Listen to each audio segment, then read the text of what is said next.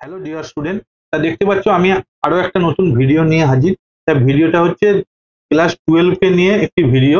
তা এই ভিডিওটাতে একটি সংবাদ মাধ্যমে এই প্রতিবেদনটা পাবলিশ হয়েছে। তা এই প্রতিবেদনে কি বলেছে তা সেটা নিয়ে তোমাদের জানাবো।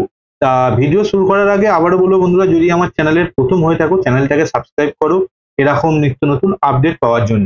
তা আজকের যে প্রতিবেদনটা রয়েছে দেখো, যে ক্লাস 12 এর বাংলা বই কি মিলবে গরমের ছুটির আগে, সংশয়। তা দেখতে পাচ্ছ, তা এই যে প্রতিবেদনটা এটা কিন্তু একটা মানে বড় নামকরা সংবাদপত্রে পাবলিশ হয়েছে।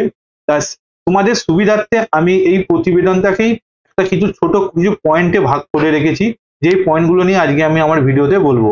তা চলো এবার দেখে নিই এই যে প্রতিবেদনে ক্লাস 12 এর বাংলা বই পাওয়া নিয়ে বা বাংলা বই পাচ্ছ না সেটা নিয়ে একটা প্রতিবেদন।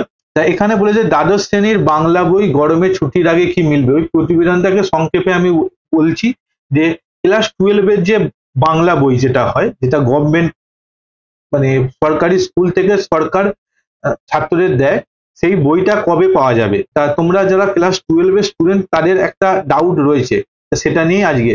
তা গরমের ছুটি 30শে এপ্রিল থেকে শুরু হচ্ছে।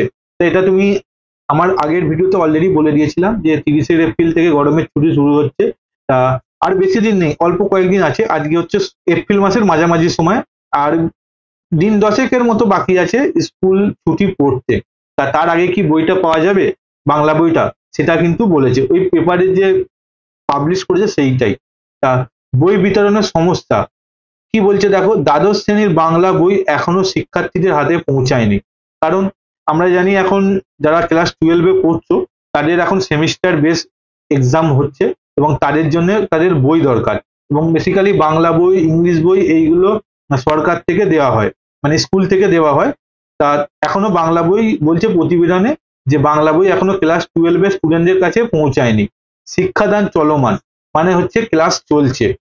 সহায়ক পুস্তিকা দিয়ে ক্লাস চালাচ্ছেন শিক্ষকেরা, যেগুলো মানে বই সেই মানে বই দিয়ে ক্লাস চালাচ্ছেন শিক্ষকেরা। তা নতুন সিলেবাস শিক্ষার, আমি যেটা আগে বললাম, শিক্ষার নতুন কাঠামোতে পড়াশোনা শুরু হলো, বই নেই। তা নতুন যেহেতু স্ট্রাকচারে শুরু হয়েছে সেই জন্য বই পাওয়া যাচ্ছে না, এটাও বলেছে প্রতিবেদনে। এছাড়া কি বলেছে দেখো প্রতিবেদনে, এনসিইআরটি অনুবাদ শেষ না হওয়ার ছাপার কাজ শুরু হয়নি। তা প্রতিবেদনে বলেছে যে যতক্ষণ না পর্যন্ত এনসিইআরটি ট্রান্সলেট করছে ততদিন পর্যন্ত বইটা কিন্তু প্রিন্টিং হচ্ছে না, এটাই বলতে চেয়েছে।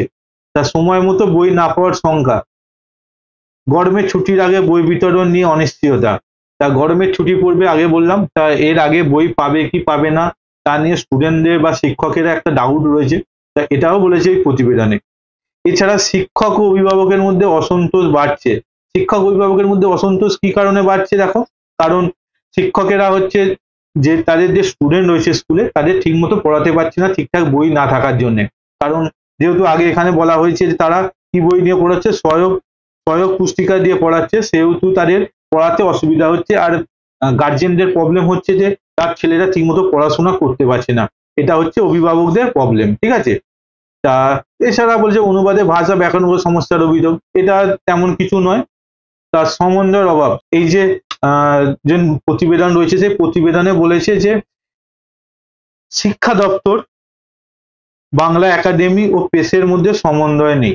মানে ঠিকঠাক কবে বইটা প্রিন্টিং কমপ্লিট হবে, কবে স্কুলের কাছে এসে পৌঁছাবে, কবে শিক্ষা দপ্তর কতদিন ওদের টাইম লাইন দিয়েছে যার মধ্যে প্রিন্টিং ফিনিশ করতে হবে, এই সমস্ত কিছু ডিটেলস কিন্তু নেই। তা যার জন্য সমন্বয়ের অভাব, এটাও বলেছে এই প্রতিবেদনে।